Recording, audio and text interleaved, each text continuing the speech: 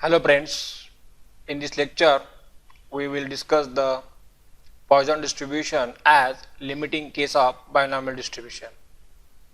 Actually, Poisson distribution is derived from binomial distribution, and now we have to see this derivation, how Poisson distribution are derived from binomial distribution. So what is the theorem? If x follows the binomial distribution with a parameter n p, then under the condition the number of trials is very large. Number of trials is very large means number of trials means n tends to infinity. Theoretically we can say that very large means n tends to infinity, and the probability of success in each trial is a very small, and we know that probability of success we can denote the notation p. So probability of success in each trial is a very small, that is p tends to 0. Theoretically very small means p tends to 0, and np is equal to lambda constant, that is np is equal to lambda means p is equal to lambda by n. We can take the another notation for np, n into p is equal to lambda. So for this condition, probability mass function of binomial distribution approaches to the Poisson distribution with a parameter lambda. Means we apply these three conditions on binomial distribution, then we get the probability mass function of Poisson distribution. Okay. Now we can see this derivation proof. First we can write the probability mass function of binomial distribution. We know that the PMF of binomial distribution is ENCX p raised to x q raised to n minus x. Now what is the range of x? 0, 1 to n. Here p is lies between 0 to 1, and we know that p plus q is equal to 1 means q is equal to 1 minus p. Okay, now we have to simplify this ENCX. What is the ENCX? N factorial divided by x factorial into n minus x factorial. Okay, now we can expand this n factorial up to n minus x factorial. How can I expand this? This is expansion, n into n minus 1 into n minus 2 up to n minus x factorial. But what is the previous term of the n minus x factorial? Any guess? What is the previous term before the n minus x? So we can see that what is the previous term of the n minus 2 is the n minus 1, means you can forget about the minus sign. Here 2 and here 1. So here x, and what is here? X minus 1. So previous term is in this way, n minus x minus 1. Okay, means if the last term is n minus x factorial, then previous term is n minus in bracket x minus 1, because of here minus sign, so bracket is very necessary. This is the expansion of n factorial. Now we can put this expansion in here instead of n factorial, then we can get this. Okay, you can see that this is the expansion of n factorial and other terms are as it is.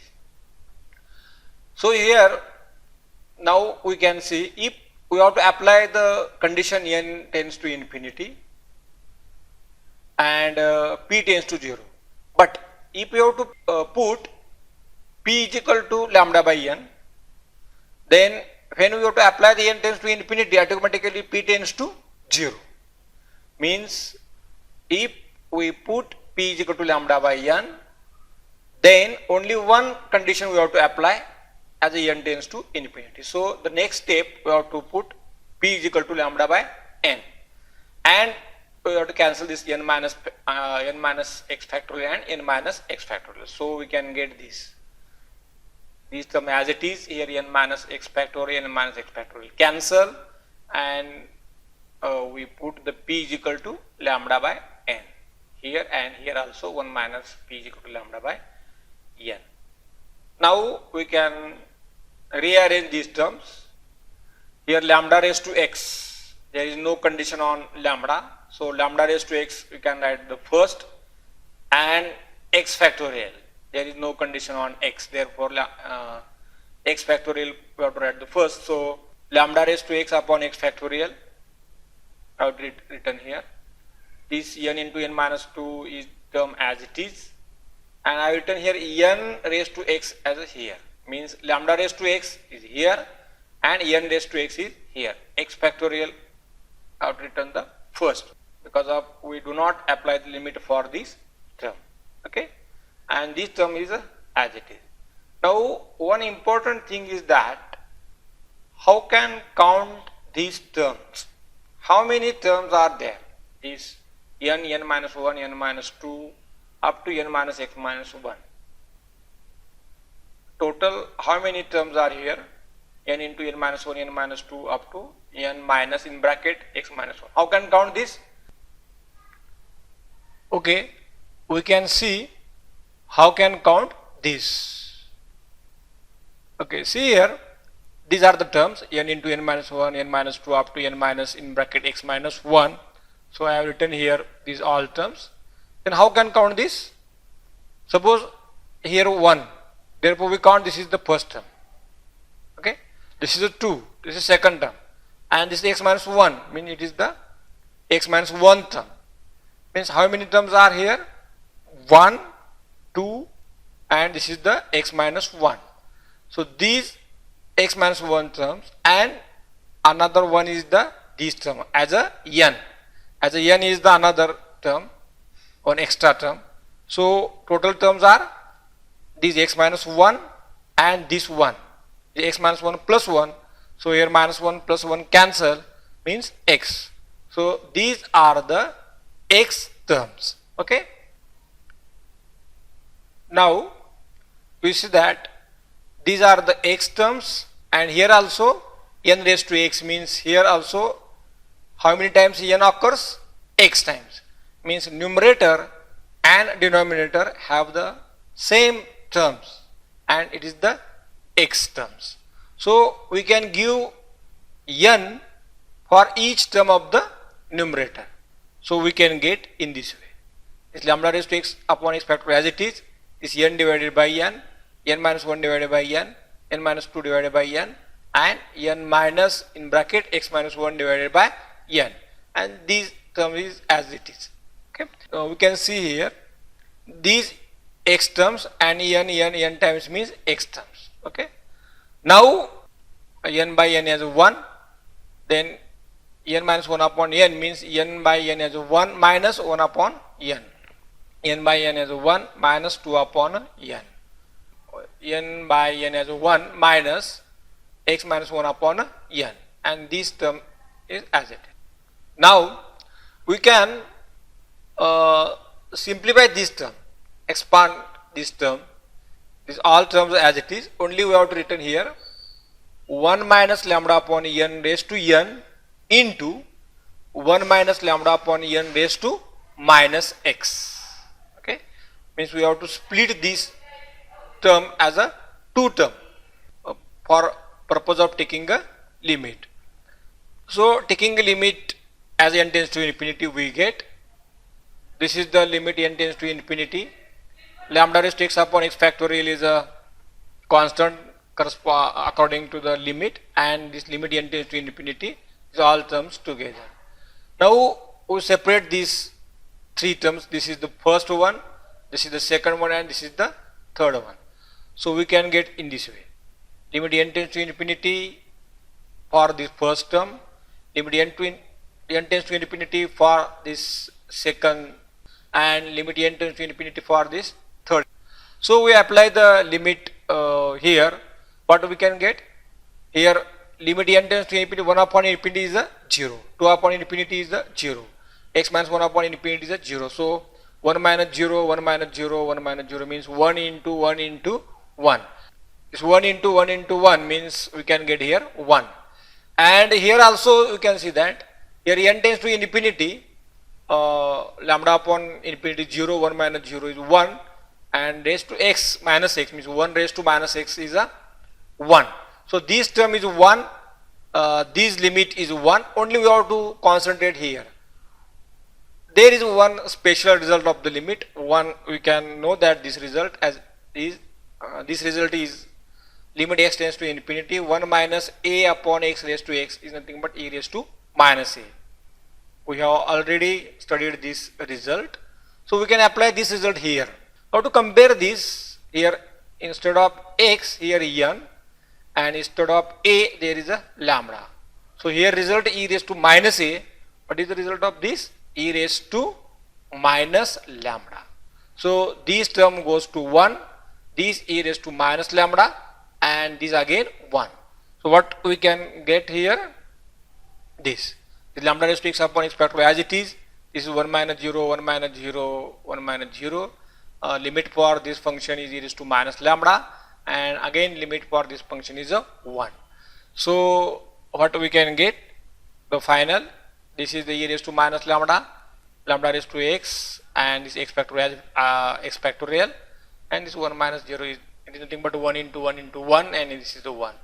And what is the range? X is 0 to infinity, because of actually range of binomial is 0 to n, but here n tends to limit n tends to infinity. So this n goes to infinity, and we know that this is the PMF of Poisson distributions. Okay, in this way we have to derive the Poisson distribution as a limiting case of binomial distribution. Okay, now illustrate this theorem through example. So see here this example. The probability of a student selected randomly in a school is to be seeking is 0.01.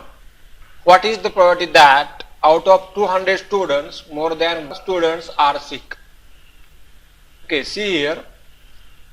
Here we have to find the probability of more than 2 students are sick out of 200. But here given that probability of a randomly selected student in a school is to be sick is 0.01. So we can see that this is the setup of binomial distribution, because of here number of trials means n, that is the 200 students, and probability of success means probability of student getting sick is 0.01. So here n is 200, p is equal to 0.01, and x means the number of success in n trials means number of sick students out of 200 students. It may be 0, 1, 2, 3 up to 200. And we have to calculate here probability of x is greater than 2, because of asking the probability more than 2 students are sick means the x be the number of sick students. So probability of x is greater than 2. That is, we know that the probability of x is greater than 2 means 1 minus probability of x less than equal to 2. And what are the possible of the x here? Here x takes value 0, 1, 2. Less than 2 means 0, 1, 2. So 1 minus p0 minus p1 minus p2. Okay. So we have to calculate this probability. 1 minus p0 minus p1 minus p2 means probability of x is greater than 2. So we can use the binomial here. We know that the probability mass function of binomial distribution is n c x p raised to x q raised to n minus x. Here n is equal to 200 and p is equal to 0.01. P is equal to 0.01, and hence q is equal to 1 minus p means 1 minus 0.01 means 0.99. Okay, and here n minus x means 200 minus x. So we can put here this x is equal to 0, x is equal to 1, and x is equal to 2, and we have to calculate the probability of x greater than 2. So this probability is this probability x greater than 2 means putting this 1 minus p0 p1 p2, 1 minus p0 means x equal to 0, x equal to 1, and x equal to 2. So probability is 0.3233. You can see here n is 200 means here n is large, and p 0.01, p is very small, and we know that when n is large and p is very small, then we can use the Poisson distribution instead of binomial distribution. So we can apply here Poisson distribution, then see what happened here. If we have to use the Poisson distribution, then what is the lambda? lambda is the NP. N is 200 and P is equal to 0.01. So 200 into 0.01 means 2. Lambda is equal to 2. And what is the probability mass function? E raised to minus lambda, lambda raised to x upon x factorial. Here lambda is equal to 2. If you have to put lambda is equal to 2, then we get e raised to minus 2, 2 raised to x and x factorial. Similarly, we can find out this 1 minus p0 minus p1 minus p2 means we can put here 0, 1, 2, and we get probability x greater than 2 means 1 minus e raised to minus 2, 2 raised to 0 upon 0 factorial, minus e raised to minus 2, 2 raised to 1 upon 1 factorial, and e raised to minus 2, here x is equal to 2 means 2 raised to 2 upon 2 factorial. So here we can take e raised to minus 2 common, then here 2 raised to 0 upon 0 factorial is 1, 2 raised to 1 upon 1 factorial is 2, and 2 raised to 2 means 4 upon 2, 4 upon 2 means 2. That 2 plus 2 plus 1, 5 into e raised to minus 2, and we subtract this from 1, we can get 0.3233. And you can see that this probability and this probability is nearly equal, nearly same. Approximately both probabilities are same, 0.3233 and 0.3233.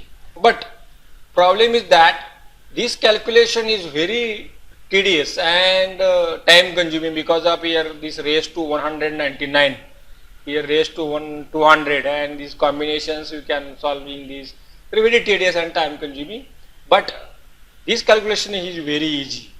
So when n is large and p is very small, then you can use the Poisson distribution instead of binomial distribution because of both results are same.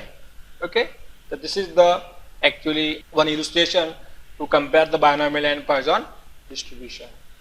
Okay, thank you.